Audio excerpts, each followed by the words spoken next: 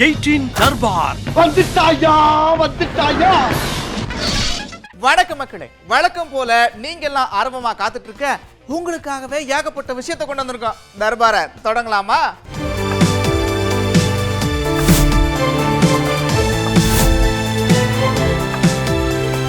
முதலமைச்சர் அவர்கள் நித்தி ஆயோக் கூட்டத்தை புறக்கணித்தது எங்களுக்கு வருத்தம் அளிக்கிறது. காங்கிரஸ் பேரியக்கம் ஆட்சியில் இருக்கும் போது மக்கள் தொகை கணக்கெடுப்பு நடத்தணும்.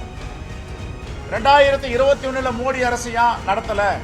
இதை பாமக நிறுவனர் கேட்பாரா? அனுப்பியிருக்கிறார்கள் 39 நாடாளுமன்ற உறுப்பினர்கள் அங்கே போர்க்குரல் எழுப்பி நாடாளுமன்றத்தை சபைக்கு செய்ய வேண்டாமா?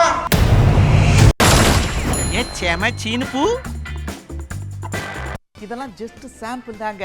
இன்னும் ஏகப்பட்ட பதக்கத்தோட அப்படியே குவிக்க போறோம் அப்படின்னு இந்தியா பதக்க வேட்டையை தொடங்கி இருக்குது பாரிஸ் ஒலிம்பிக்ல. அதுலயும் ரொம்ப முக்கியமா பாத்தீங்கன்னா 10 மீட்டர் ஏர் ரைஃபிள் மனு பாக்கர் வெண்கலத்தை வென்றிருக்கிறாங்க. பாத்துங்க.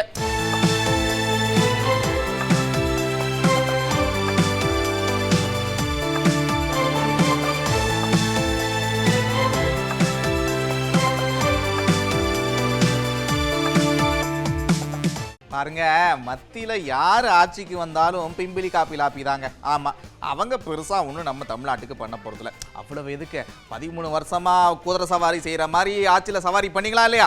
என்ன திட்டத்தை நீங்க கொண்டு வந்தீங்க, பட்டியல் போட முடியுமா அப்படின்னு காட்டமா கேள்வி எழுப்பியிருக்கிறாரு எதிர்கட்சி தலைவர். எந்த மத்தியில எந்த அரசாங்கம் இருந்தாலும் நாம கேட்ட நிதியை கொடுத்தது கிடையாது. இன்றைக்கு அரசியல் செய்ய வேண்டும் என்பதற்காக திராவிட முன்னேற்ற கழகம் ஒரு நாடகத்தை அரங்கேற்றிருக்குது. எந்த மத்தியில எந்த அரசாங்கம் இருந்தாலும் நாம கேட்ட நிதியை கொடுத்தது கிடையாது. இப்படி மத்தியில எந்த கட்சி ஆட்சிக்கு வந்தாலும் மாநில அரசு கேட்கிற நிதியை மட்டும் கொடுக்கறதே இல்லன்னு பேசின எதிர்கட்சி தலைவர் எடப்பாடி பழனிசாமி அப்படியே பிளேட்டை மாத்தி, ஆமா 13 வருஷம் மத்திய அரசு அங்கம் வச்சீங்களே, அப்ப என்ன திட்டத்தை கொண்டு வந்தீங்க அப்படின்னு ஒரு கேள்வியை கேட்டு திக்கும் கட வச்சிருக்கிறார். மத்தியில காங்கிரஸ் பாஜகன்னு மாறி மாறி ஏறி சவால் செஞ்ச திமுக மக்களுக்கு என்ன செய்யணும் அப்படின்லாம் பார்க்கல, அவங்களோட குடும்பத்தினருக்கு என்னென்ன வேணும் அப்படின்னு தான் லிஸ்ட் போட்டு சாதிச்சிருக்கிறாங்க. அப்படின்லாம் ஒரு பட்டியலை போட்டு அதனால மக்கள் திமுக மேல கடும் கோபத்தில் இருக்கிறாங்க அப்படின்னு சொன்னாரு. மத்தியிலே 13 ஆண்டு காலம் ஆட்சி அதிகாரத்தில் இருக்கின்ற பொழுது நிதியை பெற்றிருக்கலாம், புதிய திட்டத்தை தமிழகத்துக்கு கொண்டு வந்திருக்கலாம். அதையெல்லாம் அவர்கள் செய்யவில்லை. குடும்ப உறுப்பினர்கள் ஆட்சி அதிகாரத்திலே மத்தியிலே இருக்க வேண்டும், அதுதான் அவருடைய எண்ணம்.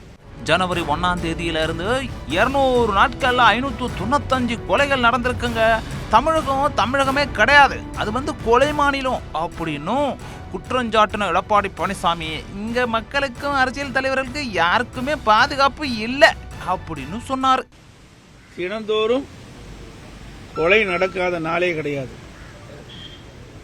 ஜனவரி 1 முதல் 200 நாட்கள்ல 595 கொலைகள் நடந்துள்ளது இந்த விடியா திமுக ஆட்சியில். திமுக ஆட்சி மீது மக்கள் மத்தியில ஒரு அதிருப்தி ஏற்பட்டிருக்குல்ல, அதை மறைக்கிறதுக்கு தான் பட்ஜெட் தரல, அது தரல, இது தரலன்னு சும்மா ஆர்ப்பாட்டம் பண்ணிட்டு இருக்கிறாங்க அப்படின்னு சொல்லி இருக்கிறாருங்க.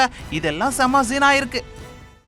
அது அவரு கட்சி தொடங்கினப்ப நம்ம வாழ்த்துலாம் சொல்லிட்டோம். இப்ப அவரு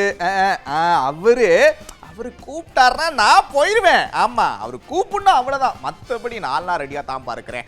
ஆமா அப்படின்னு அண்ணா அமீர் பேசியிருக்கா. அப்படி நடிகர் விஜய் கூப்பிட்டா போகாம இருக்க முடியுமா? கண்டிப்பா போவேன்னு நடிகரும் இயக்குனருமான அமீர் சொல்லியிருக்காருங்க. நம்ம வாழ்த்து சொல்லிட்டோம், அவர் என்ன கூப்பிட்டாருன்னா போறேன்.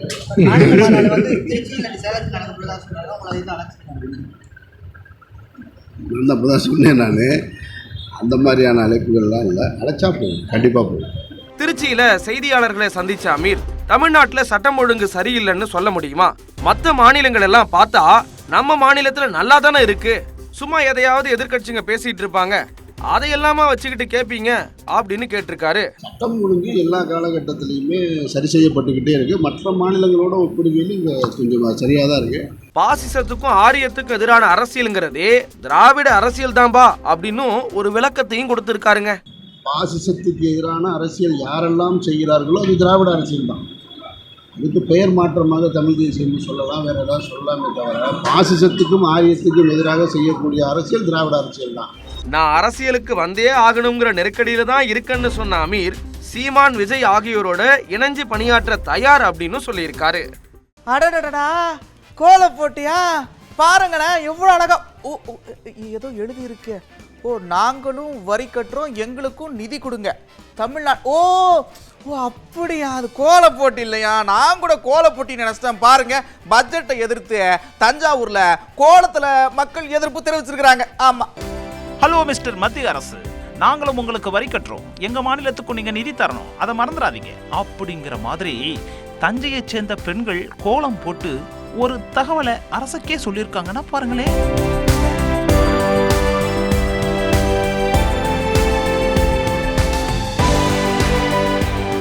தஞ்சை மாவட்டம் நாஞ்சிக்கோட்டையைச் சேர்ந்த பொதுமக்கள் என் வரி என் உரிமை என்ற தலைப்புல திருக்குறளை மேற்கோள் காட்டி ஒரு ரங்கோலி போட்டி நடத்தி இருக்கிறாங்க.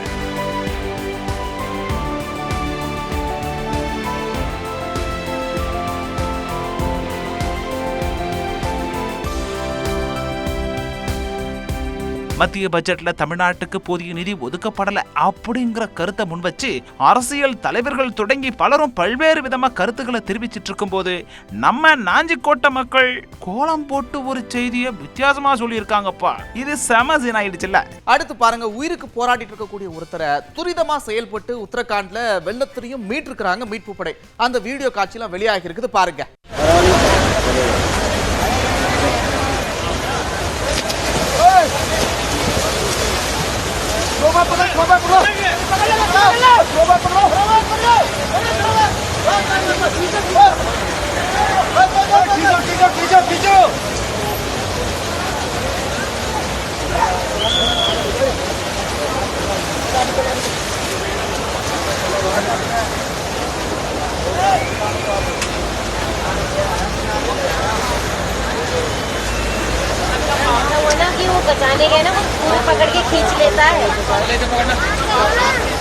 ஒரு முறை சார்ஜ் போட்டா 100 கிலோமீட்டர் பறக்கிற மாதிரி ஒரு விமானத்தை தயார் பண்ணிருக்கிறாங்க. ஆமா, ஒரு முறை சார்ஜ் பண்ணா சுமார் 100 கிலோமீட்டருக்கு பறக்கிற மின்சாரத்துல இயங்குற விமானங்களை உருவாக்கி அசத்தி இருக்காங்க விஞ்ஞானிங்க.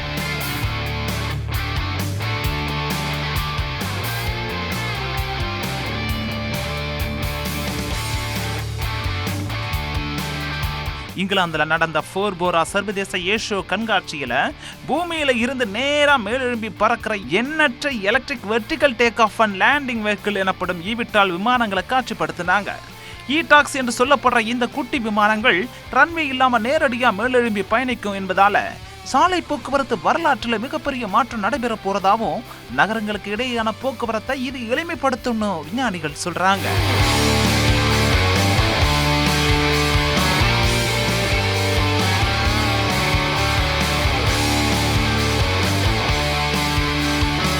இதன் மூலம் மணிக்கு 190 கிலோமீட்டர் வேகத்துல சுமார் 6 பேரை சுமந்து கொண்டு 96 கிலோமீட்டர் தொலைவு வரைக்கும் பயணிக்க முடியும். $2 குறைவான கட்டணத்துல 1 கிலோமீட்டர் கடக்க முடியும்னு லிலியம் நிறுவனம் தெரிவிச்சிருக்கிறாங்க. விமான கண்டுபிடிப்புகள்ல இது இப்ப செம சீனு.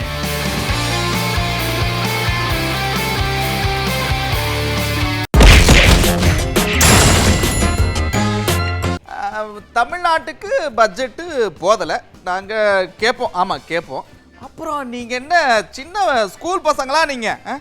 என்ன நீங்கள் நிதி ஆயோக் கூட்டத்தெல்லாம் புறக்கணிக்கலாமா அப்படின்னு அண்ணன் கேள்வி கேட்டிருக்க. அப்படி நீங்கள் இப்போ சொன்னீங்க கொடுக்கலன்னு போகலன்னு, கொடுக்கலன்னு போகலன்னு, கொடுக்கலன்னு போகாமல் இருக்கிறதுக்கு இது என்ன பள்ளி குழந்தைகள் போடுகின்ற விளையாட்டா என்று நான் கேட்டேன். தமிழகம் சம்பந்தப்பட்டது, தமிழக மக்கள் சம்பந்தப்பட்டது, அனைத்து துறைகள் சம்பந்தப்பட்டது, தமிழகத்துடைய வளர்ச்சி சம்பந்தப்பட்டது. தமிழகத்துடைய வளர்ச்சி மற்ற மாநிலங்களைப் போல இந்தியாவின் வளர்ச்சிக்கு அடித்தளம். அப்படி இருக்கும்போது அதுக்கு காரணகர்த்தம் இங்க யார்? இன்றைக்கு முதல்வர் தானே.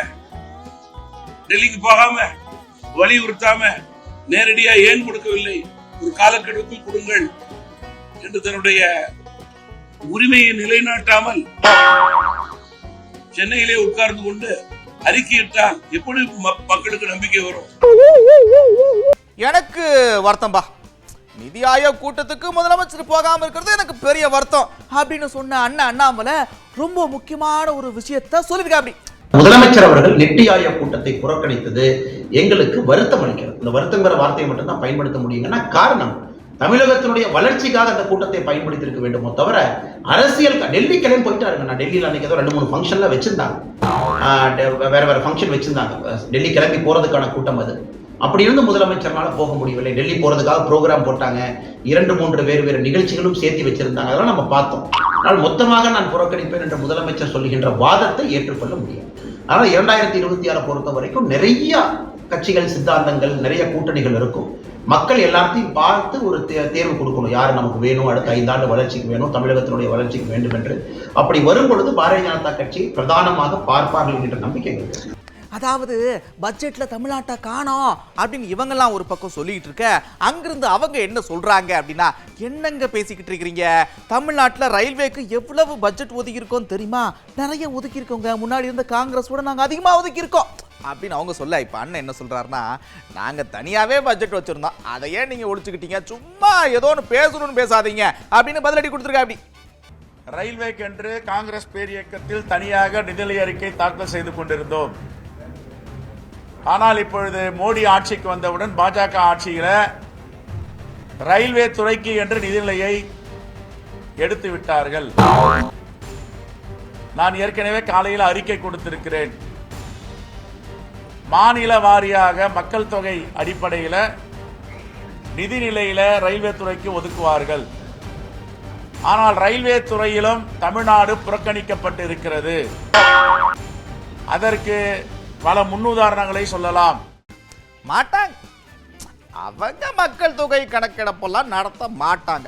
இப்போ நாங்க நடத்துறோம், இப்போ நீங்க கூட்டணியில தானே இருக்கிறீங்க, எங்க ஒரு வாரத்தை போய் மக்கள் தொகை நடத்துங்க அப்படின்னு கேட்டு பாருங்களேன், பார்ப்போம். ஏன்னா அவங்களுக்கு சமூக நீதியை பிடிக்காதுங்க, அவங்க எப்படி நடத்துவாங்க அப்படின்னு ராமதாஸுக்கு ஒருத்தர் பதிலடி கொடுத்திருக்காரு. ஏன் 2011 காங்கிரஸ் பேரியக்கம் ஆட்சியில் இருக்கும் போது மக்கள் தொகை கணக்கெடுப்பு நடத்தணும், 2021 மோடி அரசு ஏன் நடத்தல? இதை பாமக நிறுவனர் கேட்பாரா? பாமக தலைவர் கேட்பாரா இதை ஏன் நடத்தலன்னு? அவங்க எடுக்க முடியாதுன்றாங்க. ஏன்னா பாஜக RSS உடைய சித்தாந்தம் சமூக நீதிக்கு எதிரான சித்தாந்தம். சரி, கடந்த தேர்தலில் இவங்க நின்னாங்க, 10.5 எப்படி கொடுத்தாங்க, எதற்காக கொடுத்தாங்க? 10.5 அவங்க கொடுத்தாங்க, இவங்க வாங்கினாங்களே, அதுக்கு ஒரு வழிகாட்டுதல் முறை இருக்கு. முத்தமிழறிஞர் கலைஞர் அவர்கள் ஆட்சியிலையும் உள்ஒதுக்கீடு கொடுத்திருக்கிறார், இடஒதுக்கீடு அளித்திருக்கிறார். அவர் எப்படி செஞ்சாரு? முறையாக எந்த நீதிமன்றத்திற்கு போனாலும் அது செல்லுபடியாக வேண்டும், மக்களை ஏமாற்றக்கூடாது, ஒடுக்கப்பட்ட சமூகத்தை, பின்தங்கிய சமூகத்தை ஏமாற்றக்கூடாதுன்னு நீதி அரசர் நியமித்தார். ஓய்வு பெற்ற நீதி அரசர் தலைமையில் குழு வைத்து அந்த குழு விசாரணை செய்து அறிக்கை கொடுத்தது. அந்த அறிக்கையின் அடிப்படையில் இடஒதுக்கீடை முத்தமிழறிஞர் கலைஞர் திமுக ஆட்சியில் கொண்டு வந்தார். ஆனால் எடப்பாடி அவர்கள் எப்படி கொண்டாந்தாரு? தேர்தல் கடைசி நேரத்தில் எந்தவித குழுவும் அமைக்காமல், நீதிபதிகளை அமைக்காமல் நான் கொடுத்துடுற 10.5 ஜியோ போட்டார். உச்ச நீதிமன்றத்தில் என்ன கேட்டாங்க? இதற்கு என்ன ஆதாரம்னு கேட்டாங்க. 10.5% இடஒதுக்கீடுக்கு என்ன ஆதாரம்? யாராவது பரிந்துரை பண்ணியிருக்காங்களா? இதை ஆய்வு செய்திருக்கிறான்னு கேட்டாங்க. அதனால தான் உச்ச நீதிமன்றம் தள்ளுபடி செஞ்சிருக்கு. 40 பேரை வச்சுக்கிட்டு பட்ஜெட்ல ஒன்றும் கிடைக்கல அப்படின்னு அமைதியா வேடிக்கை பார்த்துக்கிட்டு இருக்கிறீங்க. அநீதி இழைக்கப்பட்டிருக்கு, தமிழ்நாட்டை புறக்கணிச்சிருக்கிறாங்க அப்படின்னு முன்னாள் அமைச்சர் ஒருத்தர் பொங்கியிருக்கா. அப்படி எங்கள் தமிழ்நாடு புறக்கணிக்கப்பட்டிருக்கிறது. எங்கள் தமிழ்நாட்டிற்கு ஒத்த பைசா திட்டங்களை நீங்கள் கொடுக்கவில்லை. எங்கள் தமிழ்நாடு இன்றைக்கு புறக்கணிக்கப்பட்டிருக்கிறது. ஆந்திராவுக்கும் பீகாருக்கும் கொடுப்பதை பற்றி நாங்கள் கவலைப்படவில்லை. மெட்ரோ ரயில் திட்டத்திற்கு நீங்கள் அனுமதியும் தரவில்லை, நிதியும் தரவில்லை. வெள்ள தடுப்பு நடவடிக்கைக்கு பீகாருக்கும் ஆந்திராவுக்கும் அள்ளி கொடுத்திருக்கிறீர்கள், அதிலே எங்களுக்கு வருத்தம் இல்லை. ஆனால் இந்த தமிழ்நாட்டு மக்கள் என்ன பாவம் செய்தார்கள்? திமுக கூட்டணிக்கு வாக்களித்த காரணத்தினாலா இன்றைக்கு புறக்கணிக்கப்பட்டிருக்கிறார்களே? சத்தியமாக சொல்லுகிறேன்,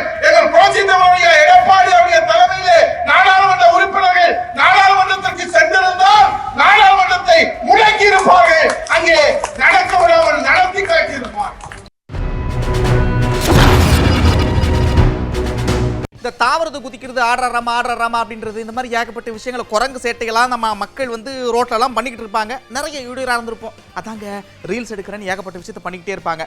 அவங்களெல்லாம் பார்த்தா உங்களுக்கு என்ன தோணும், அவங்களுக்கு என்ன தண்டனை கொடுத்தா உங்களுக்கு மனசுக்கு திருப்தியாக இருக்கும் அப்படின்னு மக்கள்கிட்ட கேட்டோம். அவங்களும் ஏகப்பட்ட விஷயத்தை சொல்லியிருக்கிறாங்க பாருங்க. இந்த பஸ்ஸோ ட்ரெயின்லேயோ அவங்களே அந்த கண்டக்டருக்கோ இல்லை அந்த டிடிஆருக்கோ அவங்களே ஒரு அசிஸ்டண்ட்டாக ஒரு 1 வீக் அவங்க வந்து அசிஸ்டண்ட் மாதிரி ஜாபு அவங்க வந்து ஓனாக வாலண்டியரிங் மாதிரி பண்ணி அப்போ அது அவங்க என்னென்ன ப்ராப்ளம் ஃபேஸ் பண்ணுறாங்க அப்படின்னு சொல்லி அவங்க டெய்லி அதை எக்ஸ்பீரியன்ஸ் பண்ணுறப்போ அவங்களுக்கே தெரிஞ்சிடும். மீடியா காப்பிரைட்டு அதை பற்றின ரூல்ஸ் எல்லாம் படிச்சுட்டு வந்து ஒரு எக்ஸாம் மாதிரி வச்சு எழுதினாலும் அடுத்து அவங்க ரீல்ஸே போட முடியும்னு பண்ணணும். டிராஃபிக் கண்ட்ரோல் பண்ணுறாங்களே போலீஸ் எல்லாம் கஷ்டப்படுறாங்க, அதை வந்து அவங்க பண்ண வைக்கணும். 1 மணி நேரம் அவங்க வீட்டு வேலை செய்யணும், அதை வந்து 30 நாளும் செய்யணும். இந்த மாதிரி செஞ்சால் அவங்க திருந்துறதுக்கு நல்லா இருக்கும். அரசுத்துறை சார்ந்த காடுகள் இருக்குது, அதில் போய் அவங்கள மரம் வச்சு இந்த மாதத்தில் இத்தனை மரம் வச்சு தண்ணி ஊற்றி டெய்லி வளர்க்கணும், வலை போடுவோம். அவன் காசு போட்டு வாங்கி வலை வளர்க்கணும், வலை கட்டி வளர்க்கணும். அப்படி செய்யலாம். அந்த ரோடுகளில் சுத்தம் பண்ணுறாங்களே, ரோடை வந்து மணலாக கிடக்கு இடத்துல வாரி விட்டு கீழே விழுந்துருவாங்க. அந்த ரோடை மண்ணை அள்ள விடணும், கூட்டி மண்ணை அள்ள விடணும். அந்த மாதிரி சில பேர் மண்ணை அள்ளி விட்டுவிட்டா அவங்களுக்கு வந்து மன ரீதியாக அவங்களுக்கு அந்த தண்டனை சரியாக வரும். இதுக்கு வந்து தண்டனைன்னு சொன்னவன்னு பார்த்தீங்கன்னா இந்த மொபைலை பிடிக்கி வைக்கிறதே மிகப்பெரிய தண்டனை தான் எனக்கு தோணுது. ஒரு குறிப்பிட்ட வயசுக்கு மேலே உபயோகப்படுத்தலாம் அப்படின்றத உபயோகப்படுத்தலான்னு ஒரு நம்மளே ஒரு வீட்டுக்குள்ளார ஒரு கட்டுப்பாடை கொண்டு வரணும்னு நான் நினைக்கிறேன். வழக்கம் போல சிவகங்கையில நமக்கு மாட்டு வண்டி பந்தயெல்லாம் நடத்திருக்கிறாங்க. ஓஹோ ஆஹான்னு கைத்தட்டி பயங்கரமா பார்த்து ரசிச்சிருக்கிறாங்க மக்கள்லாம். ஆமா,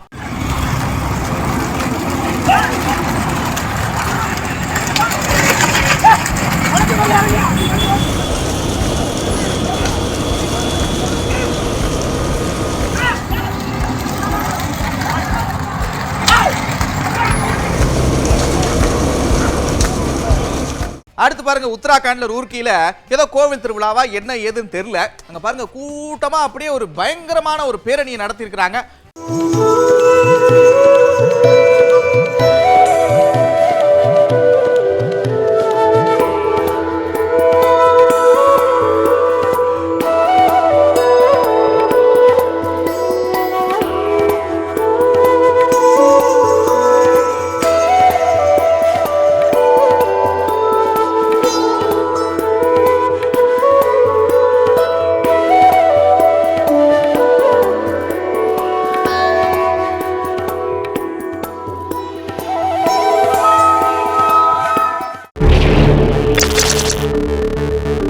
பீகார்ல ட்ரெயின் ஒன்று போய்கிட்டே இருக்குது. திடீர்னு ஒருத்தர் வேகமா ஓடி வந்து 2 ட்ரெயினுக்கு நடுவுல குதிச்சு தற்கொலை பண்ணிருக்கிறாரு.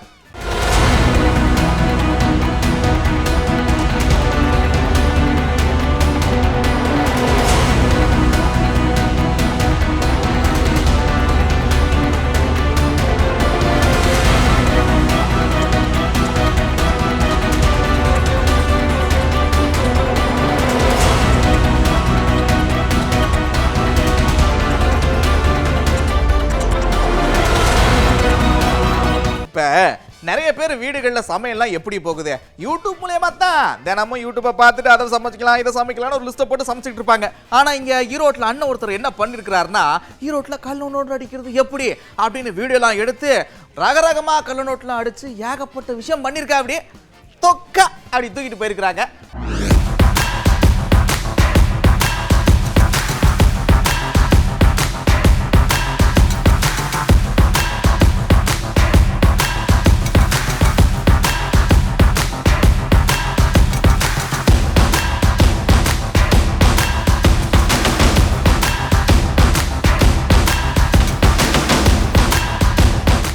அடுத்து இந்த கறி வாங்குறப்பெல்லாம் கொஞ்சம் உஷாரா வாங்குங்க.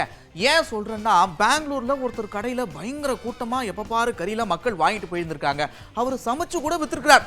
இப்போ திடீர்னு என்னடா ஏதோ இடிக்குதே அப்படின்னு சோதனை பண்ணப்பதான் தெரியுது, ராஜஸ்தான்ல இருந்து நாய்க்கறியை கொண்டு வந்து இங்க ஆட்டுக்கறின்னு வித்துருக்கா. அப்படி ನಾವು ತುಂಬಾ ನಾವು ಬೆಂಗಳೂರಿಗೂ ಮಟನ್ ಅನ್ನ ತಿಂತೇವೆ, ನೋಡ್ಬೋದು. ಇಲ್ಲಿನ ಸ್ಥಳೀಯರು ಹೇಳೋ ಪ್ರಕಾರ ಇದು ಕುರಿ ಮಾಂಸವೇ ಅಲ್ಲ ಅನ್ನೋ ರೀತಿಯಲ್ಲಿ, ಅಂದ್ರೆ ಬಾಲ ನೋಡ್ತಾ ಇರ್ಬೋದು, ಉದ್ದ ಎಷ್ಟು ಸರ್ ನಿಮ್ಗೆ ಅನ್ನಿಸ್ತಿದ್ಯಾ ಇದು ಪಕ್ಕ ಕುರಿ ಮಾಂಸ ಅಂತ ಹೇಳಿ? ಸರ್ ನಾವು ಅದು ಕುರಿನ ಸರ್ ಅದು ಈ ಕಡೆದಿರಲ್ಲ ಆ ಕಡೆದು ಮಾತ್ರ ನಾನು ಕೇಳ್ತಾ ಇರೋದು ಅದು ನಾಯಿದೋ ಕುರಿದೋ ನಮಗೆ ಪ್ರಶ್ನೆ ಅಲ್ಲ ಕುರಿನಾದ್ರೂ ಹಿಂಗ್ ತತ್ತೀರಾ இல்ல தேவையா வண்டி போச்சு என்ன பாருங்க மத்திய பிரதேசத்துல பயங்கர வெள்ளம் பாத்துங்க தரைப்பாலத்துல மூழ்கடிச்சு அப்படியே வெள்ளம் தண்ணி போய்கிட்டு இருக்குது அங்க இருக்கிற அத்தனை பேர் சொல்றாங்க போவாதீங்கப்பான்னு 2 வீலர்ல 2 பேர் போய் இப்ப வண்டி அப்படியே போயிருச்சு இந்த மாதிரிலாம் பண்ணாதீங்கப்பா